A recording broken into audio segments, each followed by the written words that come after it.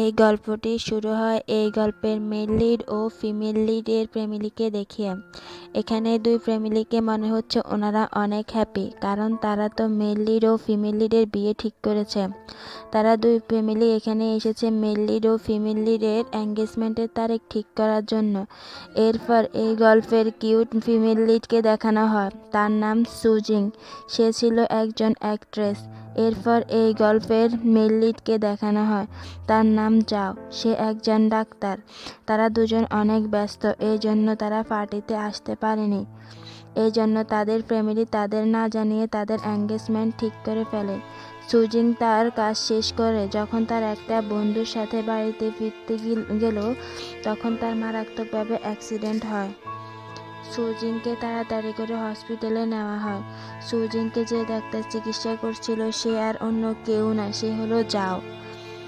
যাও যখন সুজিংকে চিকিৎসা করে, যাওয়ের চোখ দেখে সুজিং তার প্রেমে পড়ে যায়। এরপরে রাতে যখন যাও সুজিংয়ের কেবিনে আসে, সুজিং ঘুমের ঘরে তাকে কিস করে দেয়। যাও তো এতে অনেক অবাক হয়ে যায়। পরের সিনে সুজিংকে তার মা ফোন করে বলে, ডাক্তার যাও তোর হবু হাজব্যান্ড, তাই তুই যাওয়ের সাথে ভালো ব্যবহার করিস। অন্যদিকে যাওয়ের বড় ভাই যাওকে বলছিল, সুজিং তোর হবু বউ, তাই তুই ওকে ভালোভাবে কেয়ার করিস। আরও বলে, আমাদের গ্রামে তো একটি উৎসব আছে, এই উৎসবে সুজিংকে নিয়ে আমাদের গ্রামের বাড়িতে যাবি। এরপর যাও আবার সুজিংকে চেক আপ করতে যায়। সুজিং তো জানতে পারছে যাও তার হবু হাজব্যান্ড। এরপর সুজিং ভাবে সে যাওকে বিরক্ত করবে, সেই জন্য সে তখন অনেকভাবে যাওকে বিরক্ত করে। কখনো হট হয়ে যায়, কখনো আবার কিউট হয়ে যায়। কিন্তু এত কিছু করার পরেও যাও তাকে পাত্তাও দেয় না। এরপর হসপিটালে একটা মেয়েকে দেখানো হয়। এই মেয়ে কিন্তু সুজিংকে অনেক বেশি হেট করে। হসপিটালে সবার সামনে সুজিংয়ের উপর পানি ফেলে দেয়। যাও এসে মেয়েটাকে বের করে দেয় এবং সুজিংকে বলে, তুমি এখন সুস্থ হয়ে গেছো এবং বাড়িতে চলে যাও। সুজিং বলে, আমি এখন বাড়িতে যেতে চাই না। যাও তখন সুজিংকে বলে, যদি তুমি না যাও আমি আমাদের বিয়েটা ভেঙে দিব। যাওয়ের মুখে এসব কথা শুনে সুজিং রাগ করে বাড়িতে চলে যায় এবং অনেক কান্না করে। কিছুক্ষণ পর যাও সুজিংয়ের বাড়িতে আসে এবং সুজিংয়ের পায়ের মেডিসিন লাগিয়ে দেয়। এতে সুজিং অনেক খুশি হয়ে যায়। কিছুক্ষণ পর যাও সুজিংকে কিছু না বলে চলে যায়, এতে সুজিং অনেক রাগ করে। এরপরে সিনে সুজিং শুটিং করছিল। সেখানে একটা মেয়ে ছিল, তার নাম লি। সে শুটিংয়ে একটু সহ্য করতে পারত না। এরপর সুজিং আর লি এর একটা শট চলছিল, সেখানে সুজিং লিকে একটা থাপ্পড় মারবে। লি এটা গোপনে নিউজে ছেড়ে দেয়, ফলে থাপ্পড়ের বিষয়টা ভাইরাল হয়ে যায়।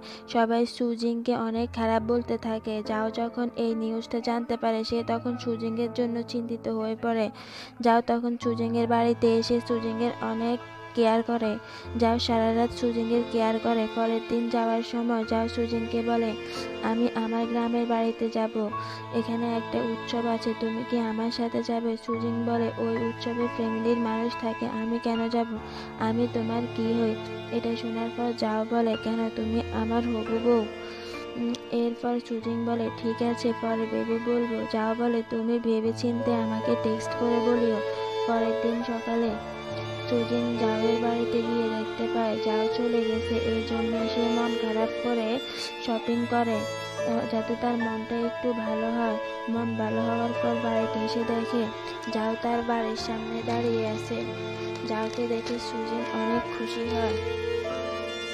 সুজিং খুশি হয়ে যাওয়ের সামনে আসে দাঁড়ায় এবং বলে, আমি কাল রাতে তোমাকে মেসেজ করছি, আমার ফোন বন্ধ হয়ে যাওয়ার কারণে তোমার কাছে মেসেজ যায়নি। কিন্তু যাও তো সুজিংয়ের উপর কোনো রাগ করে না। এরপর তারা দুজন মিলে গ্রামের বাড়িতে চলে যায়। সুজিং যাও এর ভাইয়ের সাথে পরিচয় হয়। এরপর দাদি ও তার ছোট বোনের সাথে পরিচয় হয়। যাও দাদিমা সুজিংকে অনেক বেশি পছন্দ করলেও যাওয়ের ছোট বোন একটুও পছন্দ করে না। পরের দিন যাও যখন সুজিংকে নিয়ে উৎসবে যায়, তখন তাদের প্রতিবেশী সবাই সুজিং এবং যাওকে অনেক সুন্দর বলছিল।